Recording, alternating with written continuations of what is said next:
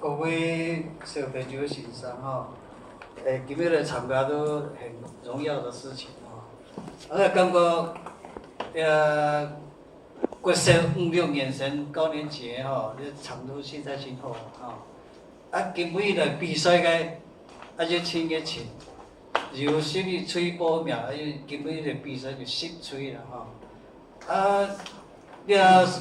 口说艺术当然这个调下。按照先生讲，讲到7省7啦，那舞台语言要经过设计，这么就是有卖点、有笑点，迄个感觉啦，客家话，像平时个经验来讲，像四则诗，讲得准，比如讲爱、乃，个你，跳哪个跳？来调个调，你4则诗吼，亲人这个爱你，那个调，你这4则诗搞得清楚嘞，开作个是无问题的啦。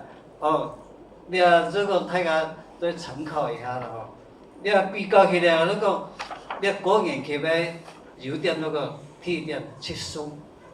亲纳书啦，配到读书读好，配批还要真好就要亲像表现出自信心，亲像自家对自家有信心啦比如讲伊开上台3个月当兵，看起来都真清楚，高低起伏，抑扬顿挫，就你上就高就低，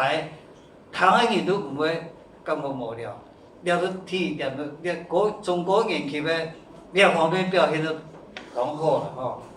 啦第二就讲，你让现代感的东西，透过锣鼓圆圆的，然后透过书融入底下个现代社会，做的那个融合在一起，两边礼拜比赛，我感觉真可取的地方，希望大家